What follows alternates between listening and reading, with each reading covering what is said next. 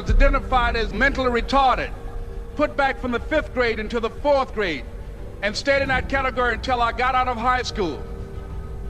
I don't have any college training, but I met a high school teacher who one day changed my life. I was waiting on another student, and when he came in, he said to me, "Young man, go to the board and write what I'm about to tell you." And I said, I can't do that, sir." He said, "Why not?" I said, "I'm not one of your students." He said, "It doesn't matter, follow my directions now." I said, "I can't do that, sir." He said, "Why not?" I said, "Because I'm educable mentally retarded." And he came from behind his desk and he looked at me. He said, "Don't ever say that again. Someone's opinion of you does not have to become your reality." And as he talked, my heart began to beat fast. Tears began to run down my eyes, and I was in the back just listening to him, because the speech he was giving, that speech was for me. And he said, "Les Brown," he said, "if you want to do anything worthwhile in life, you've got to be hungry." I told Mr. Washington I wanted to become a disc jockey. And so I started working to develop myself. He said, "I want you to practice every day being a disc jockey." I said, "But I don't have any job now." He said, "It doesn't matter." He said that it's better to be prepared for an opportunity and not have one than to have an opportunity and not be prepared.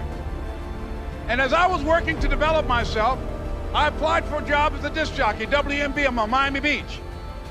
I went to a guy named Milton Butterball. I said, "How you doing, Mr. Butterball? I'd like to get a job as a disc jockey." He looked at me, he said, "You have any broadcast background?" I said, "No, sir, I don't." "Do you have any journalism background?" I said, "No, sir, I don't." He said, "We don't have any jobs available." I said, "Yes, sir."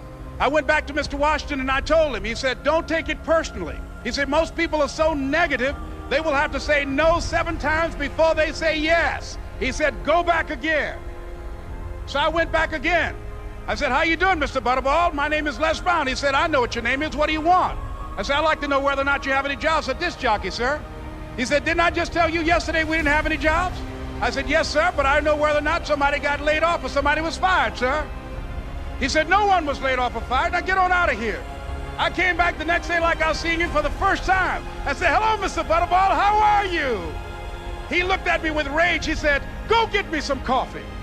I said, "Yes, sir." And I went to get him some coffee. After a while, I would get their lunch and dinner, and I would go in the control rooms and take the disc jockeys their food, and I would not leave until they would ask me to leave. One Saturday afternoon, while I was at the radio station, a guy named Rock was drinking while he was on the air.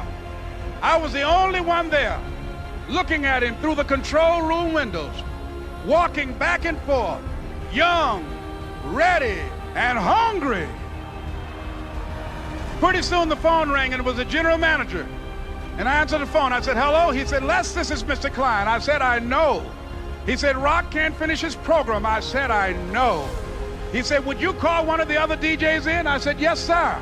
I hung the phone up. I said, "Now he must think I'm crazy." I called my mom and my girlfriend, Cassandra. I said, "Y'all turn up the radio and come out on the front porch. I'm about to come on the air." I waited for about 20 minutes, and I called him back. I said, "Mr. Klein, I can't find nobody." He said, "Young boy, do you know how to work the controls?" I said, "Yes, sir." He said, "Go in there and don't say nothing here." I said, "Yes, sir." I couldn't wait to get behind those controls. I put on an old Stevie Wonder record called Fingertips. I sat down behind that turntable. I said, "Look out, this is me, LB Triple P, Les Brown, your platter playing papa. There were none before me, and there will be none after me. Therefore, that makes me the one and only. Young and single and love to mingle, certified, bona fide, indubitably qualified to bring you satisfaction, a whole lot of action. Look out, baby, I'm your love man." I was hungry.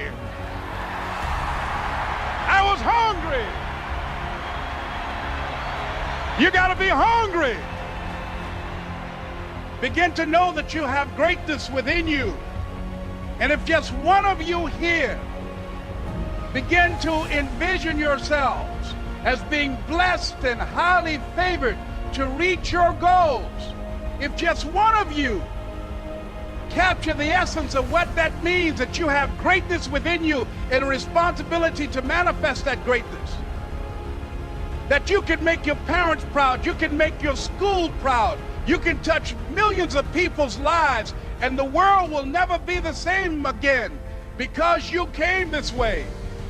It was hard, ladies and gentlemen, coming to speak to people.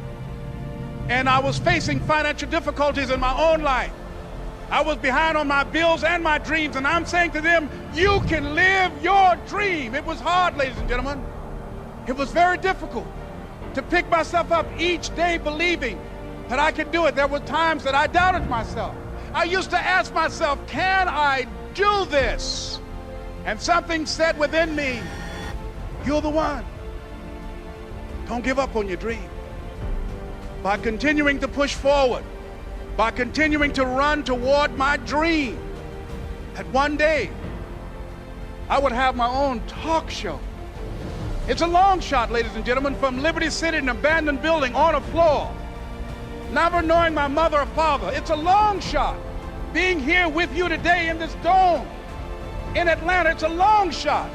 No college training, labeled educable, mentally retarded, but I kept running toward my dream. Don't stop. Don't stop running toward your dream.